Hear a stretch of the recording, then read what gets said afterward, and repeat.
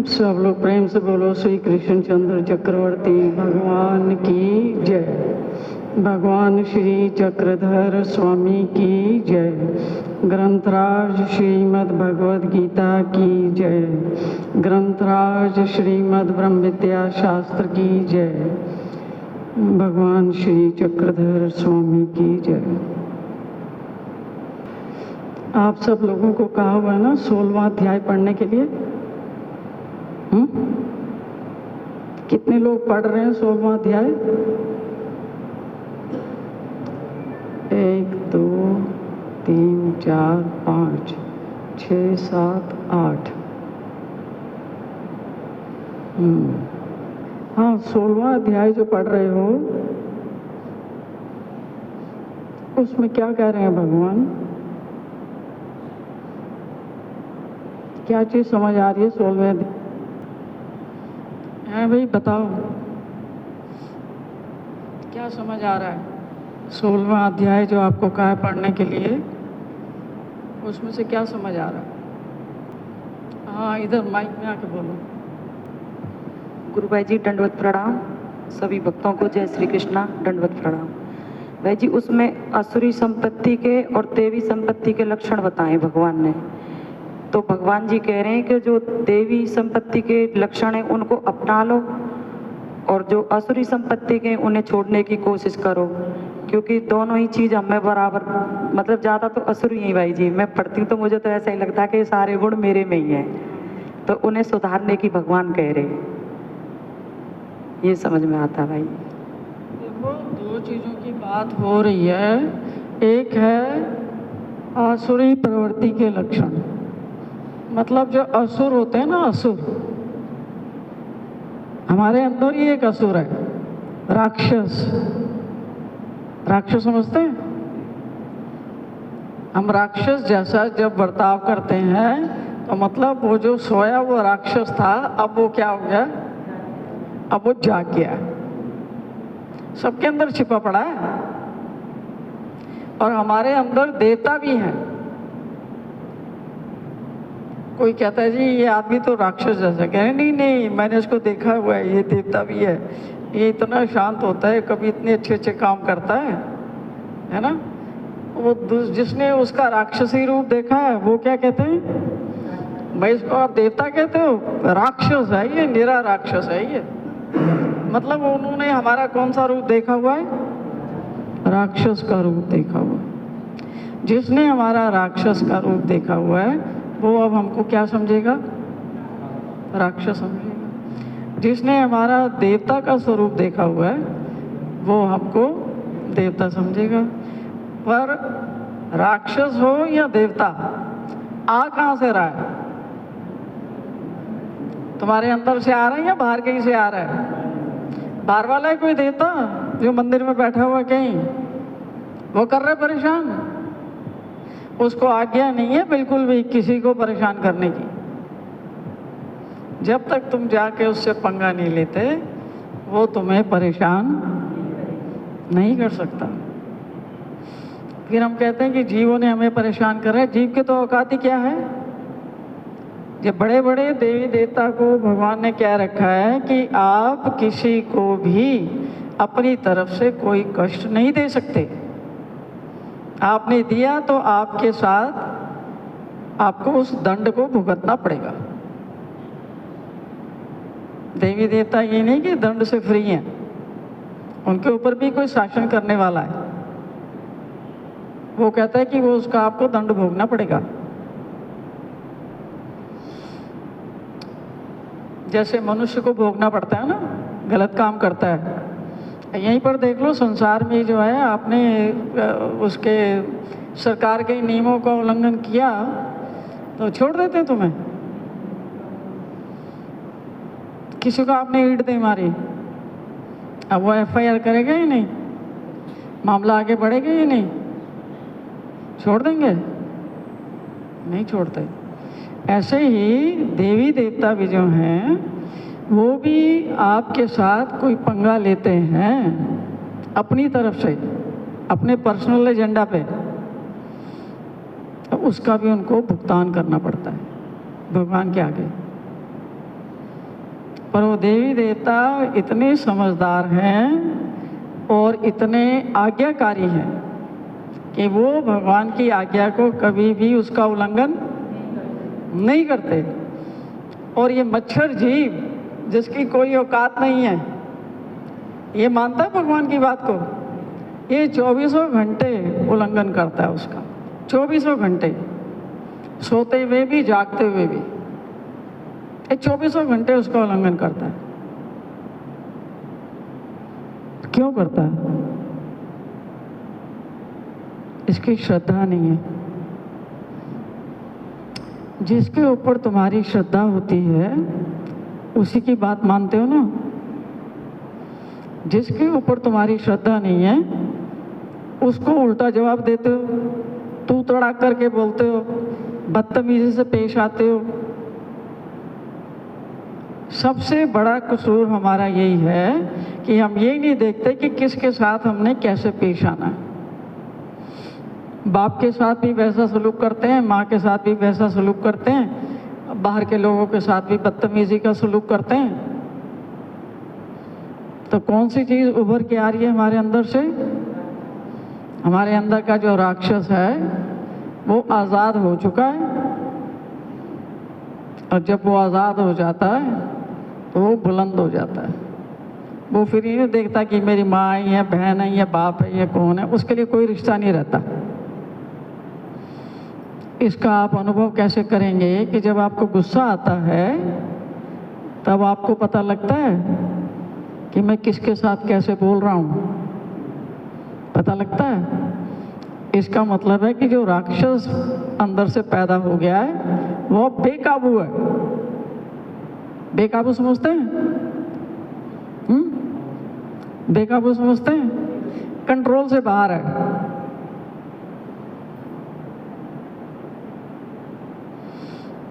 अब कंट्रोल से बाहर है तो जरूर कोई ऐसे उल्टे सुलटे काम करेगा तभी शांत होगा। और वो जो उल्टे सुलटे काम करता है उसका प्रभाव किसको झेलना पड़ता है? जिन लोगों के साथ वो उल्टा सुलटा कर रहा है उनको झेलना पड़ता है? नहीं, किसको झेलना पड़ता है? उसी को झेलना पड़ता है। प्रकृति कहती कर ले जितने उल्टे सुलटे काम करने हैं, भोगना तो तू नहीं है, और बन जा राक्षस। अब भगवान कहते हैं राक्षसी प्रवृत्ति को छोड़ दो, क्योंकि वो तुम्हें दुख देती है, औरों को दुख देती है। जिस भी किसी व्यक्ति ने किसी दूसरे को दुख दिया है उसके जीवन में दुख अवश्य में आएगा। वो दुख से कभी नहीं बच सकता। बच सकता बताओ? जब तुम दूसरों को दुख देने वाले काम करोगे तो मतलब प्रकृति तुम्हें सुखी रखेगी? सुखी रख सकती है? नहीं रख सकती। अब हम दुखी लोगों को क्यों करते हैं? लोगों को तो बाद में करते हैं, सबसे पहले किसको करते हैं? अपने आप को करते हैं। जब हम अपने आप को दुखी करते हैं बाद में फिर दूसरों को भी दुखी करते हैं, और दुख देना दूसरे को, उसके अंतःकरण को दुखाना, उसको परेशान करना, उसको टॉर्चर करना, उसके साथ बदसलूकी करना, सबसे बड़ा पाप है। कि आप जिस किसी के साथ भी अगर आप बदतमीजी करते हैं ना, बदतमीजी मतलब तमीज के बिना जिसके साथ में आप व्यवहार करते हैं, वही सबसे बड़ा दोष है, क्योंकि उससे दूसरे आदमी का अंतःकरण जो है दुखता है। उसने कुछ गलत किया है, आप उसको कह सकते हैं कि तुमने गलत किया, उसमें कोई दोष नहीं है। पर आपको बात कैसे करनी पड़ेगी? तमीज से। तमीज से क्यों करनी पड़ेगी? क्यों करनी पड़ेगी तमीज से? क्यों हम बदतमीजी करते हैं? अवायात तरीके से बिहेव करते हैं, बदतमीजी करते हैं। मंदिर में आके तो सब दूध के धुले हुए बनते हैं ना, है ना? Mister clean and miss clean, दूध के धुले हुए। भाई जी मैं तो किसी को तंग करता ही नहीं हूँ, करती नहीं हूँ, फिर पता नहीं क्यों सारे जो है ना मेरे दुश्मन हुए पड़े। मैं किसी को तंग करके राजी नहीं हूँ, ना ही मैं करता हूँ या करती हूँ।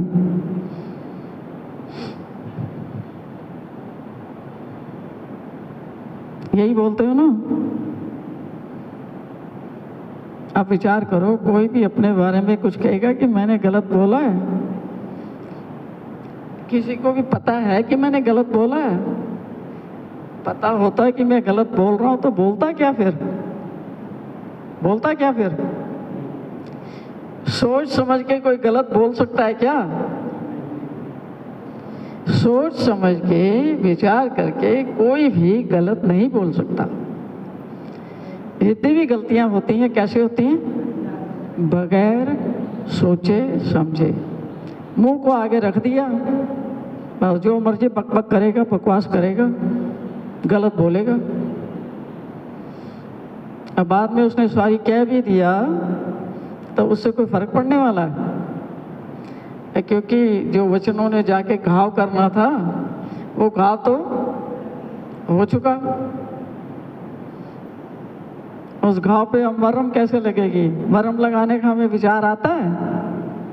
नहीं, हमारा मतलब साला घायल करना, लोगों को छलनी कर देना, साला ऐसा छलनी कर दो कि साला कुड़ के सड़ के बेचारे मर जाएं, खत्म हो जाएं। इतनी खुंदक है अंदर।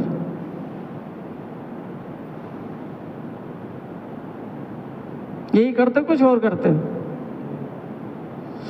यही करते कुछ और करते। फिर वो आगे बात पहुंचती है वैर विरोध तक। साला बात भी, जबान से भी बात जो है पूरी नहीं हुई तो अब क्या करेंगे? अब हाथ पैर चलेंगे, चलाने पड़ेंगे ना। जब जबान से बात पूरी नहीं हुई तो फिर हाथ पैर चलाने पड़ेंगे।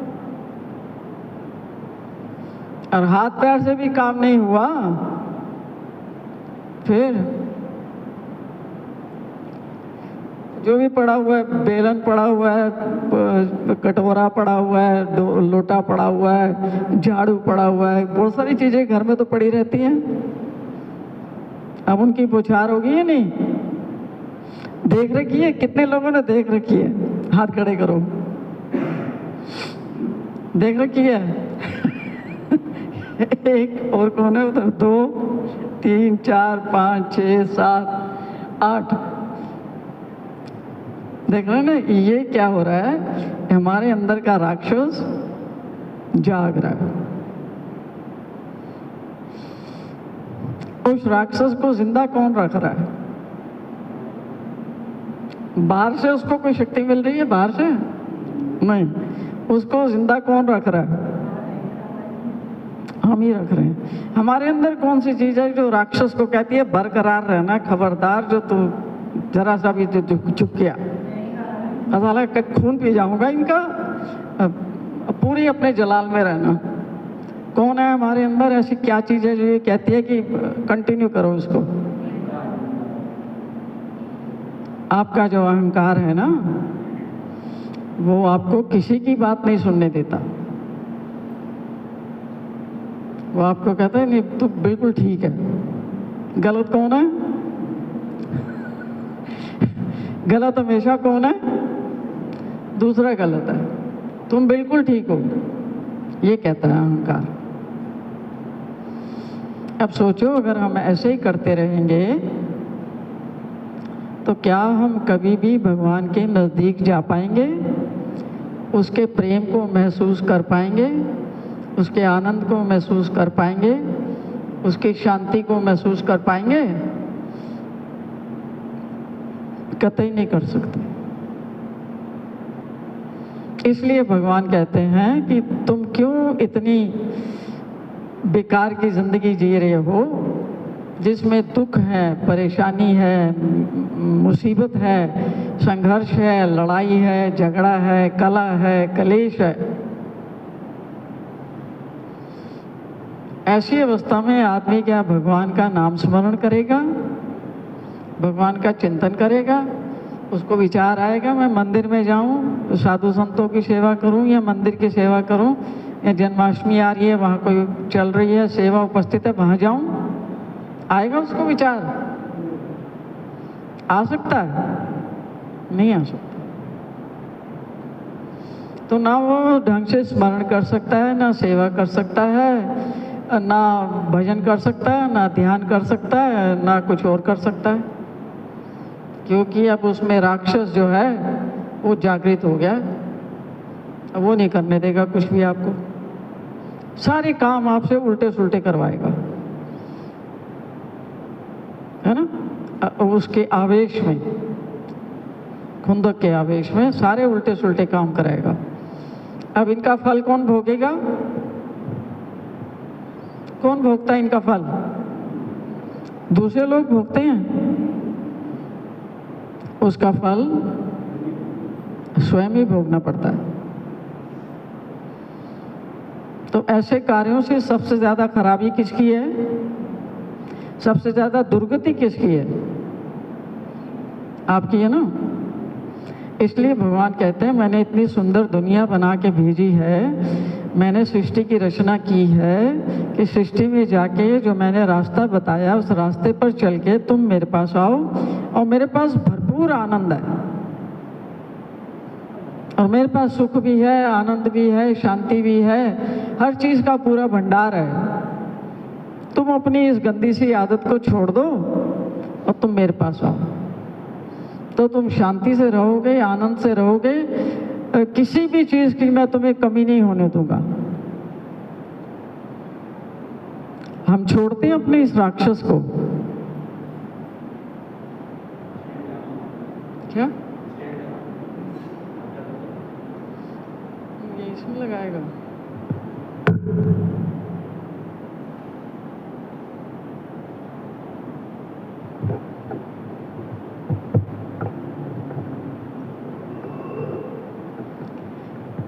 ठीक है।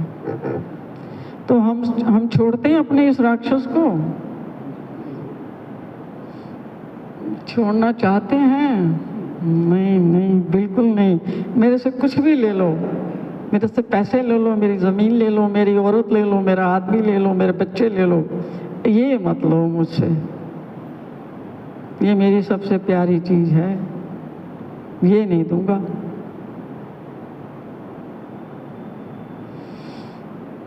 अब ऐसी अवस्था में आप हर रोज गीता के 5 अध्याय पढ़ो और 20 श्लोक लिखो। कहाँ पहुंचोगे? कहाँ पहुंचोगे?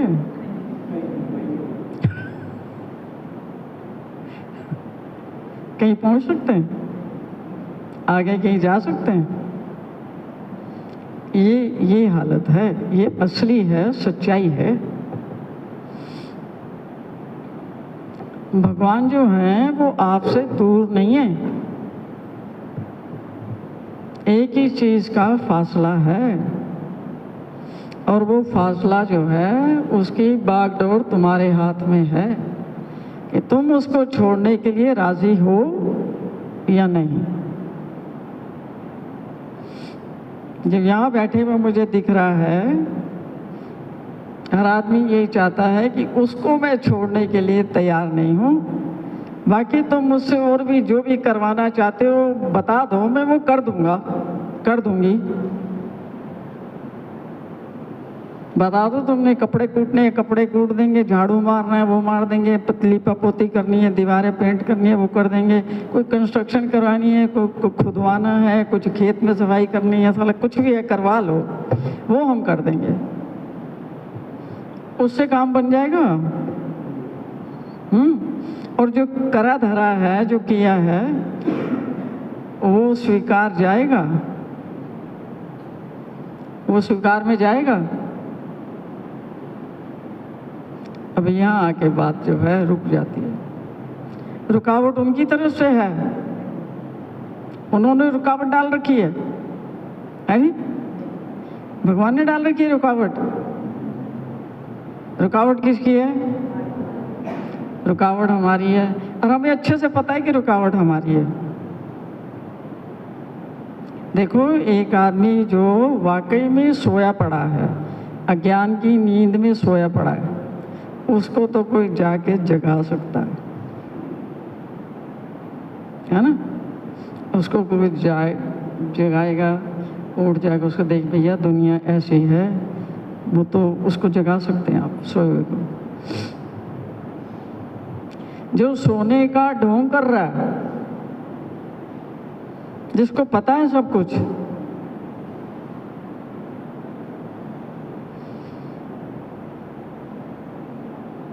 और वो समझना नहीं चाहता, तो उसका आप क्या करोगे? कुछ कर सकते हो? मन को कुछ कर सकता है उसको? हाँ? नहीं ना, उसको कुछ नहीं कर सकते आप।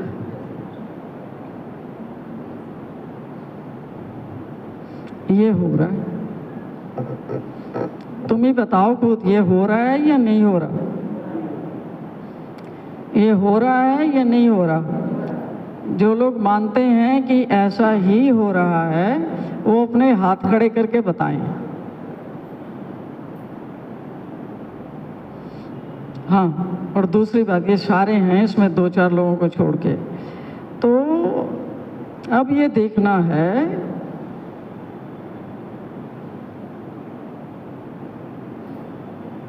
कि हमारे अंदर ही कोई ऐसी चीज़ है जो हमें ऐसा करने पर मजबूर करती है। करना कोई नहीं चाहता, क्योंकि कोई भी आदमी जो विचारवान है, जो सोच समझ के इस प्रकार का बर्ताव या व्यवहार या बिहेवियर कोई नहीं करता। बगैर सोचे समझे जो हरकतें हो रही हैं, ये उसका परिणाम है।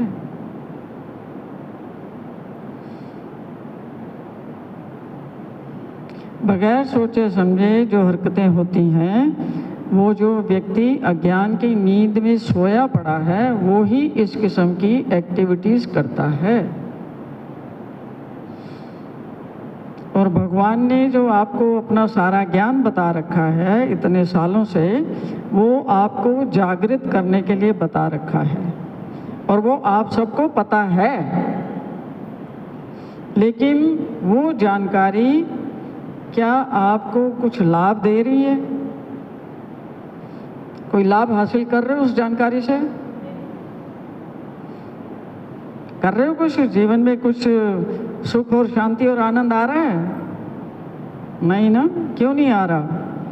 कि जानकारी तो है तुम्हारे पास, लेकिन तुम उसको अपने व्यवहार में लाने के लिए तैयार नहीं हो।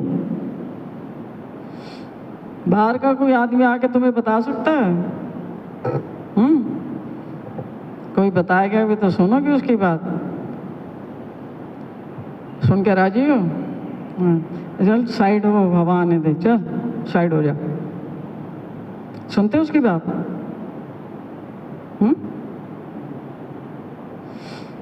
ये है पोजीशन।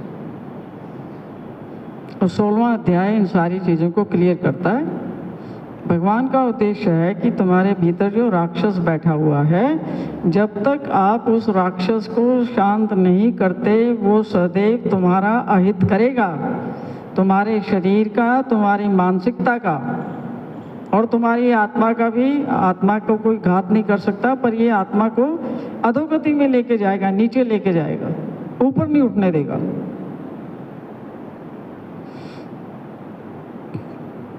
और हम कौन से रास्ते पर चल रहे हैं? उसी रास्ते पर चल रहे हैं। इसी का नाम है मन के कहने पर लग के मन माना आचरण करना।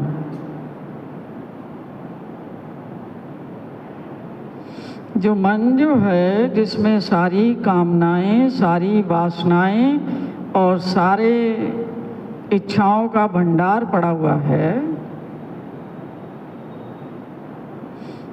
जो अशांति का मुख्य कारण है, सारी आसक्ति, सारा लगाव मन में ही तो है, और कहाँ है?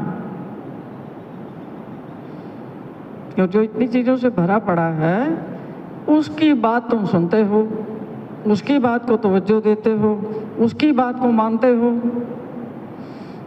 और तुम्हारे अंदर कोई जगह बची है फिर कि भगवान की बात को सुनो। इसलिए उसकी बात अगर सुनते भी हैं तो उसको अनसुनी कर देते हैं, क्योंकि हम किसकी बात को अनसुना करते हैं? जिसकी बात हमने माननी नहीं है, जिसकी बात का हमारे लिए कोई महत्व नहीं है ना, तो बक बक करते रहते हैं, इनको तो छोड़। ये कर रहे हैं हम, ये कर रहे हैं भगवान के वचन के साथ, शास्त्र के साथ। और उनका क्या उद्देश्य है? वो कहते हैं कि मैंने ये दुनिया की रचना आप लोगों को आनंद देने के लिए की है। मेरा उद्देश्य है कि जितना आनंद मेरे पास है वो सारे का सारा मैं तुम्हें देने के लिए तैयार हूँ। हमें चाहिए वो? हमें चाहिए वो? नहीं, हमें उसका प्राइस पे करना पड़ता है। प्राइस उसका क्या है कि तुम अपने मन की नहीं सुनोगे और अपने अहंकार की नहीं सुनोगे। वो कहेगा फिर तू अपना आनंद ना अपने पास ही रख ले, मुझे ना चाहिए कोई, क्योंकि मुझे अपनी मन की बात बहुत पसंद है।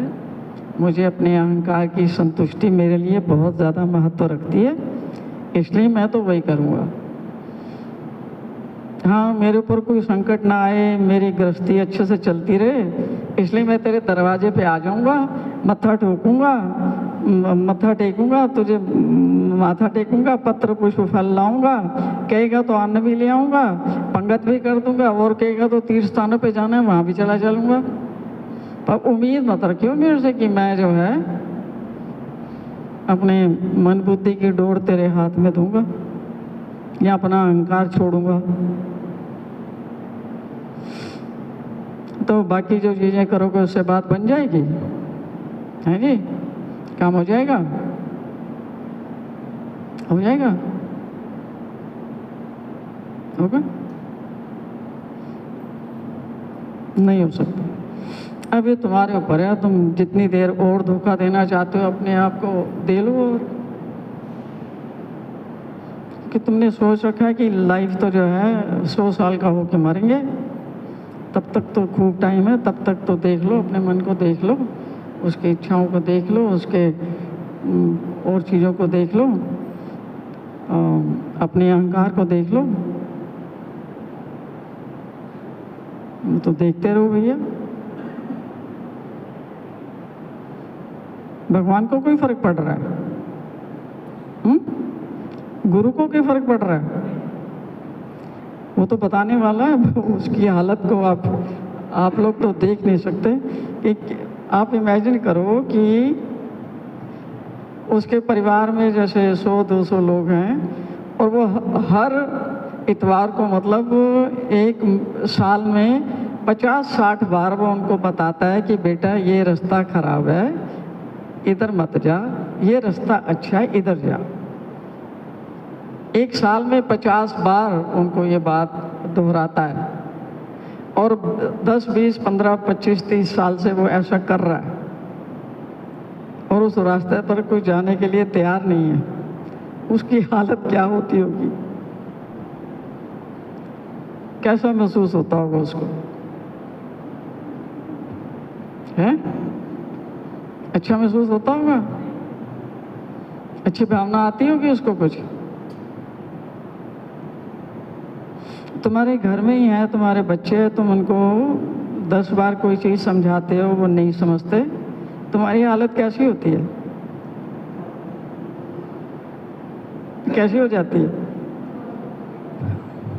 बेकार हो जाती है ना। और किसी को 20, 25, 30, 40, 50 हज़ार बार समझाया हो, फिर नहीं करने को तैयार है, सुनने को तैयार नहीं है। और वो भी भगवान की बात, बताने वाले की क्या हालत होगी? वो सो पाएगा चैन से? कुछ भी कर पाएगा चैन से? हाँ? और भगवान भी बता रहे हैं, सदियों से बता रहे हैं 5000 साल पहले तो कृष्ण भगवान आए थे, उससे पहले दत्तात्रेय महाराज थे, उससे पहले और ईश्वर अवतार आ रखे हैं। और सबका एक ही काम है कि जीव के अंदर से उसकी मलिनता को दूर करके उसको शांति का, संतुष्टि का और कल्याण का मार्ग दिखाना, ताकि यहाँ भी वो 4 दिन सुख से रहे और जब जीवन शरीर छोड़े तो आगे भी उसकी सद्गति हो, उसके जीवन की दशा और दिशा दोनों सुधरी भी हो। ये उद्देश्य है उनका। उनको कोई अपना स्वार्थ है भगवान का? उसका कोई स्वार्थ सिद्ध होता है हमसे? होता है कोई स्वार्थ सिद्ध? निस्वार्थ कर रहा है। लेकिन फिर भी हमें समझ नहीं आती, हम फिर वही करते हैं जो 16वें अध्याय में लिखा हुआ है, जो खास तौर पर मना किया गया है उसी को करते हैं कि राक्षसी प्रवृत्तियों को छोड़ दो। हम कहते हैं हम मर जाएंगे, पर हम ये अपनी राक्षसी प्रवृत्तियां धारण करके रखेंगे, छोड़ेंगे नहीं इनको।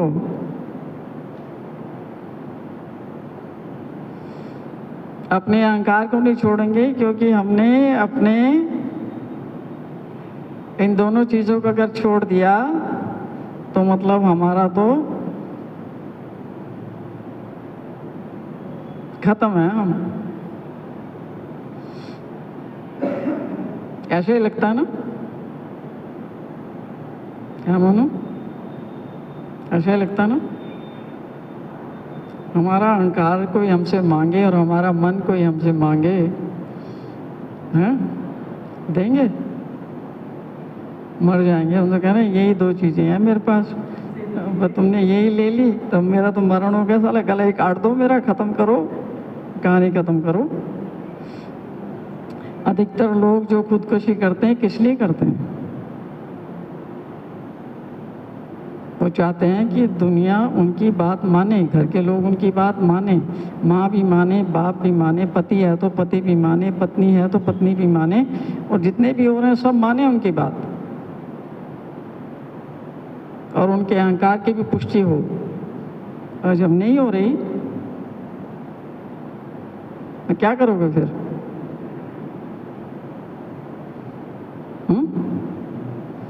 क्या सोचेगा अहंकार और क्या सोचेगा तुम्हारा मन? इसलिए करते लोग आत्महत्या, वो जूझ नहीं पाते, डील नहीं कर पाते। वो कहते हैं मेरे को, मेरी परवाह नहीं करते ये लोग, मैं खत्म हो गया। उससे शांति हो जाती है। जो आत्मघाती है उसके लिए कोई जगह अवेलेबल नहीं है, क्योंकि आत्मघाती का जो, सपोज उसने आत्मघात किया 27, 28 या 30, 32 साल की उम्र में, और उसकी आयु थी 80 साल की, ठीक है? अब घात कर लिया, 30 साल में कर लिया। अब घात कर लिया तो अब नया तो शरीर है नहीं उसके पास। अब क्या बनना पड़ेगा? भूत और प्रेत बनना पड़ेगा, जिसमें वो हवाएं हैं, वो चलती तो हैं, किसी को नजर नहीं आती।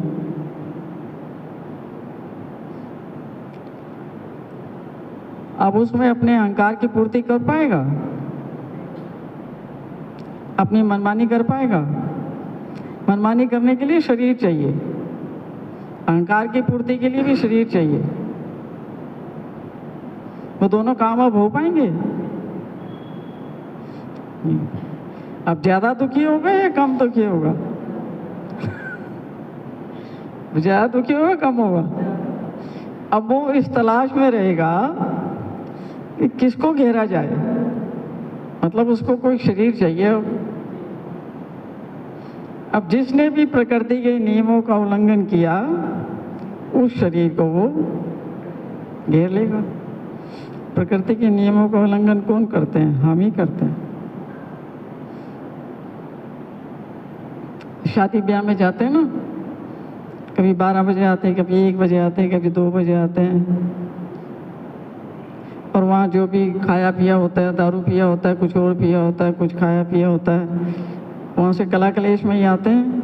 क्योंकि 1000 लोग ऐसे हैं जिनके कपड़े आपसे सुंदर हैं, 1000 और दूसरे हैं जिनके जेवर आपसे सुंदर हैं, 1000 10,000 और ऐसे हैं जिनकी गाड़ी आपसे सुंदर है।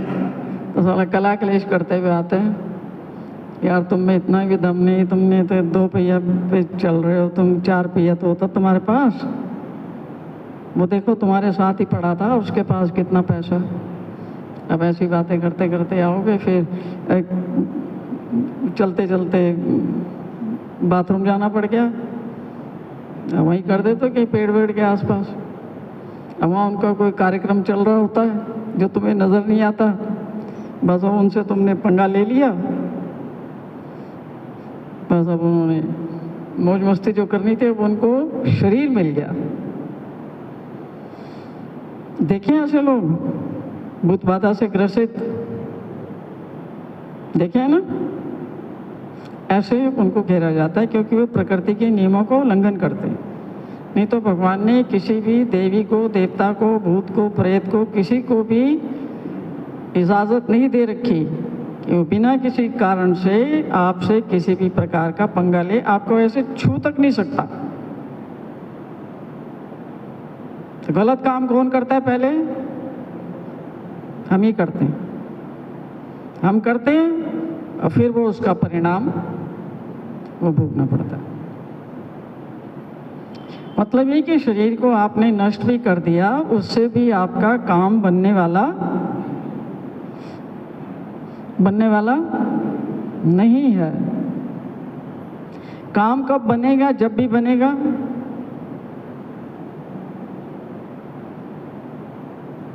कब बनेगा? हाँ?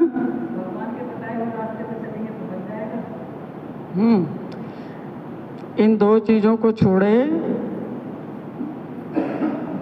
मन के कहने पर चलने की बात को छोड़े बिना और अहंकार को छोड़े बिना आपका काम कभी बन सकता है क्या? भगवान का कोई ऐसा भक्त है जो तुम्हें याद हो, जिसमें भगवान ने अभिमान लिया हो कि हाँ ये मेरा बहुत अच्छा भक्त है और ये अहंकारी है? अहंकार पसंद है भगवान को, इसलिए वो मना कर रहे हैं कि अहंकार को छोड़ दो। कंस था ना महाअहंकारी, और दुर्योधन, उनको भी भगवान का दर्शन था या नहीं? दुर्योधन की सभा में गए थे ना, कुछ ले पाया उनसे? कुछ ग्रहण कर पाया? क्यों नहीं ग्रहण कर पाया? उसका अहंकार कहते हैं मैं ही भगवान हूं, ये कौन सा है? भगवान तो मैं हूं, ये कौन है? मैं नहीं मानता।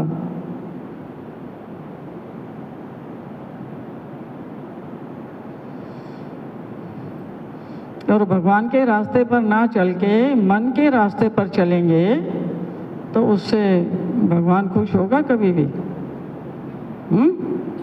क्योंकि मन का जो रास्ता है, मन में इच्छाएं हैं, मन में कामनाएं हैं, मन में राग है, द्वेष है, लोभ है, लालच है, ईर्ष्या है, अनफुलफिल्ड डिज़ायर्स हैं, कितनी इच्छाएं पड़ी हुई हैं, दबी पड़ी हैं, और सब कुछ भी मिल जाए तो भी ख़त्म नहीं होती। देख लो ना, बड़े बड़े जो मिलियनेयर हैं या बिलियनेयर हैं, अरबपति या खरबपति जो हैं, उनकी इच्छाएं पूरी हो चुकी हैं क्या? हैं? क्या कह सकते हैं कि अब उनको किसी चीज़ की इच्छा नहीं है? है ऐसा? इच्छाएं नहीं खत्म होती। इच्छाओं का रास्ता कौन सा है? सदगति का रास्ता है या नरकों का रास्ता है? इसलिए मना किया उन्होंने कि मन की बात जो है जब तक मन शुद्ध नहीं हो जाता, शुद्ध होने पर यही मन आपका मित्र बन जाता है और अशुद्ध रहने पर यही आपका सबसे महान शत्रु है। शत्रु क्यों है? क्योंकि जब आप इसकी बात सुनते हैं तो आप अपने साथ जैसा बर्ताव एक शत्रु के साथ करते हैं, वैसा ही बर्ताव आप अपने साथ शत्रुवत व्यवहार करते हैं। और जब ये भगवान की बात को मान लेता है, ये शुद्ध हो जाता है, निर्मल हो जाता है, फिर यही आपका मित्र बन जाता है। अभी हमारा मन क्या हमारा मित्र है? हमने तो उसको मित्र समझ रखा है, पर क्या वो हमारा मित्र है? क्या हमारा मन हमसे अच्छी बातें करवाता है, जो एक मित्र का लक्षण है जी? नहीं ना। हमसे सारे उल्टे सुलटे काम यही करवाता है। आवेश जो आते हैं ना हमारे अंदर,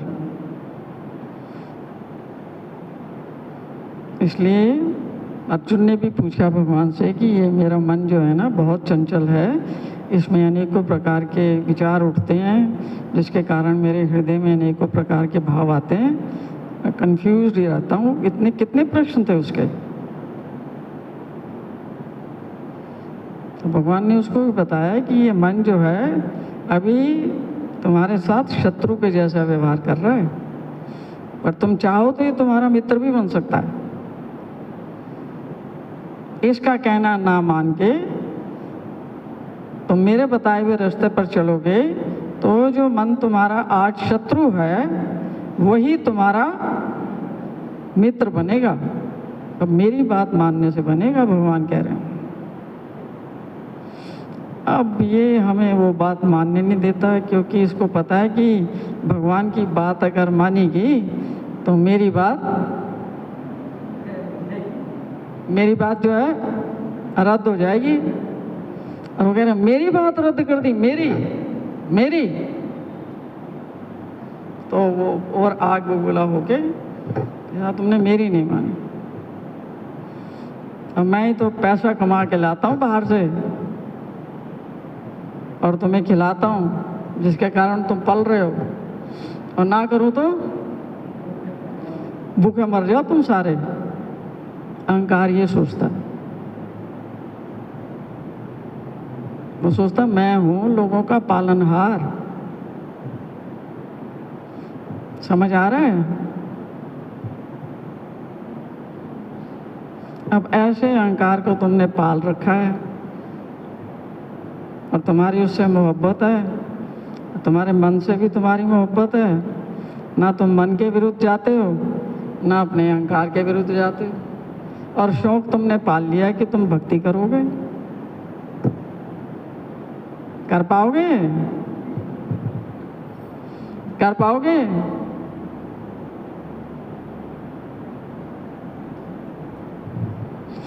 एक शौक भी पाला है ना, तो मन को खुश करने के लिए, दिल बहलाने के लिए ख्याल अच्छा है। बहलाया किसको जा रहा है? मन को बहलाया जा रहा है। भक्ति किसकी हो रही है फिर? किसकी हो रही है भक्ति? मन की हो रही है। पूजा किसकी हो रही है? जिसको खुश करने के लिए आते हो उसी की पूजा भक्ति हो रही है। पूजा भक्ति का ये मतलब नहीं कि हाँ तुमने धूप दिखा दी प्रतिमा को तो वह पूजा हो गई, है ना? समझ में? भक्ति का मतलब है कि आपका अंदरूनी प्रेम किससे है? अंदरूनी प्रेम किससे है? जिसकी तुम बात सुनते हो, जिसकी बात को लेके अपना व्यवहार चलाते हो, वही है ना। इसलिए ये 16वां अध्याय महत्वपूर्ण है। वो बताता है कि क्या करने से आपकी गति होगी और क्या ना करने से आपकी दुर्गति होगी। तो जो करने की चीज़ें हैं उनको अपने जीवन में उतारना है, और जो अच्छी नहीं हैं उनको छोड़ने का प्रयत्न करना है। जितना जितना तुम प्रयत्न करोगे उतना उतना जल्दी काम हो जाएगा। और अगर तुम नहीं भी प्रयत्न करोगे तो भगवान को तो कोई जल्दी है नहीं, क्योंकि ये सृष्टि तो कितने हज़ारों सालों से चलती आ रही है और ये और लाखों करोड़ों साल तक चलेगी। कितने ही युग कितनी बार आए और बीत गए, अभी और भी चलते रहेंगे। फर्क किसको पड़ रहा है? उनको, भगवान को पड़ रहा है। जीवन किसका बेकार हो रहा है? भगवान का हो रहा है जी? जीवन किसका बेकार हो रहा है? दुख में, क्लेश में, संघर्ष में, ईर्ष्या में, द्वेष में, बैर में, वैमनस्य में, खोपड़ा खराब है, असल ये खराब है, वो खराब है, किसका हो रहा है? भगवान का हो रहा है, हमारा ही हो रहा है ना। जितना जल्दी हम समझ जाएं उतना अच्छा है। इसलिए आप लोगों को कहा है कि ये अध्याय इसको रोज़ पढ़ो। अब इसमें से नेक्स्ट असाइनमेंट है कि इसमें से आपने लिख के लाना है कि आपके पर्टिकुलर केस में आपके अंदर कौन कौन से राक्षस उपस्थित हैं और कौन कौन से देवता उपस्थित हैं। ठीक है? अंदर राक्षस भी हैं और देवता भी हैं। लिख के लाना है कि मेरे अंदर इतने सारे राक्षस हैं और मेरे अंदर इतने देवता भी हैं। वो एक वो सागर मंथन हुआ था ना, राक्षसों का और देवताओं का, उसमें से अमृत निकला था ना। तो ये जब तुम अपने अंदर इसका मंथन करोगे तो उसमें से भी अमृत निकलेगा जो तुम्हें मुक्त कर सकता है। क्योंकि इसमें तुम अपने अंदर देखोगे कि मेरे राक्षस कौन से हैं और मेरे अंदर देवता कौन से हैं। तो मैंने इसका मंथन करके राक्षसों को पराजित कैसे करना है। राक्षसों को पराजित करने के लिए कोई बाहर से नहीं आएगा। बाहर से आएगा है? कोई इंजेक्शन लोगे? कोई डॉक्टर है जिसको पता है कैसे पराजित करते हैं इनको? किसको करना पड़ेगा? आपको ही करना पड़ेगा। यही भगवान का संदेश है कि अपने आप को बदलने का प्रयास करो, दूसरे के ऊपर अपनी दृष्टि मत रखो। और हमारी चाल उल्टी है। हम क्या करते हैं, गलती कोई हो जाती है, कोई परेशानी आ जाती है, उंगली सीधी उधर उड़ जाती है, उंगली उधर उड़ जाती है। और ये जो है 3 उंगलियां और ये अंगूठा, ये कहाँ पर है? ये क्या बता रहे हैं? ये भी बाहर जा रहे हैं। ये क्या कह रहे हैं? गलती कहाँ है? ये बता रहे हैं इधर है, यहाँ है। 3 उंगलियां मतलब 60%, अंगूठा मतलब 80%। वो कह रहा है 100 रुपये में से 80 रुपये की गलती इधर हो रही है, और बाहर जो भी तुम्हें कोई नज़र भी आती है उंगली उठा के, वो 10-20% ही है। असली मक्कारी कहाँ हो रही है?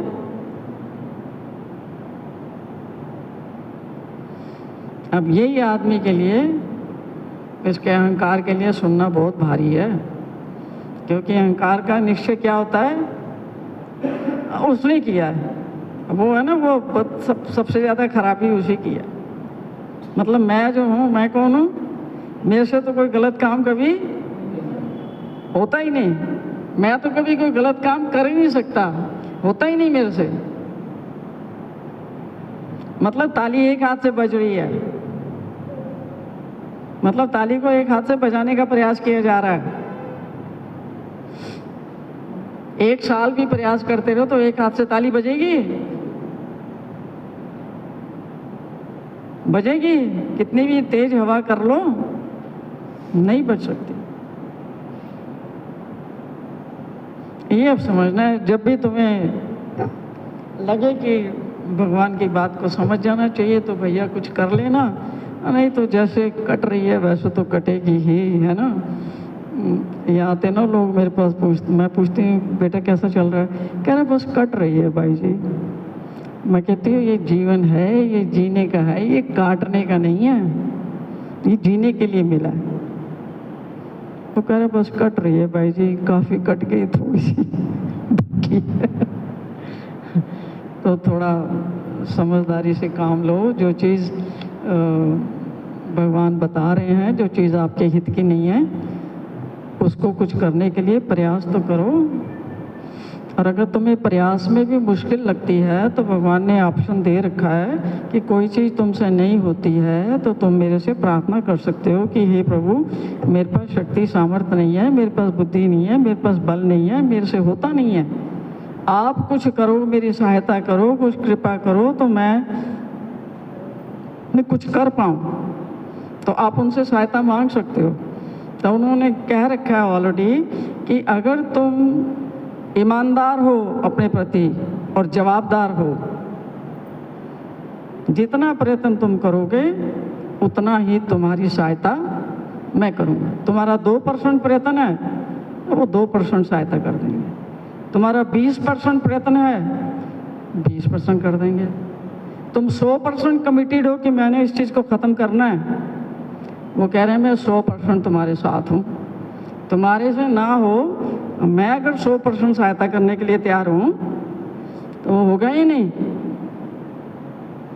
अब इतने ऑप्शन तुमको दे रखे हैं, फिर भी तुम जो है तुम इसी में खुश हो, अपने मन को पाल के और अपने अहंकार को पाल के। तो फिर भैया ऐसे आते रहो और सुनते रहो, और जब तक यहाँ बैठे हो ना तभी तक तुम्हें शांति है।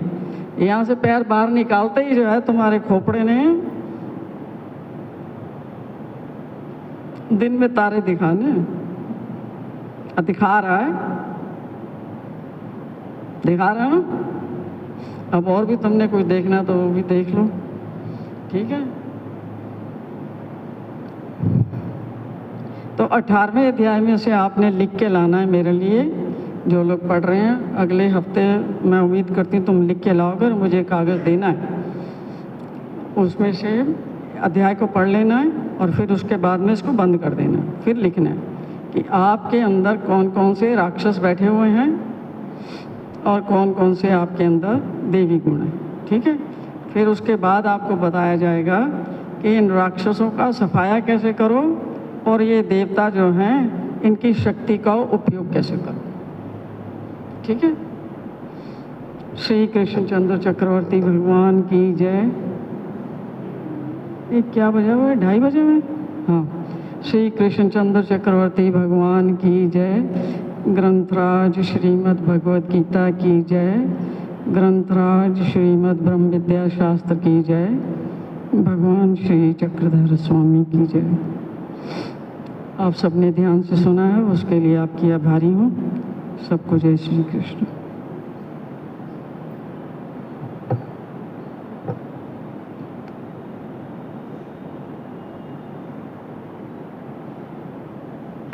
अब यहाँ से आप उठोगे तो 2 प्रणाम भगवान को डालना कि जो हमने सुना है प्रभु हमारी रक्षा करो और कृपा करके मेरे अंदर के राक्षसों को दूर करो, मेरी सहायता करो, उनसे प्रार्थना करनी है।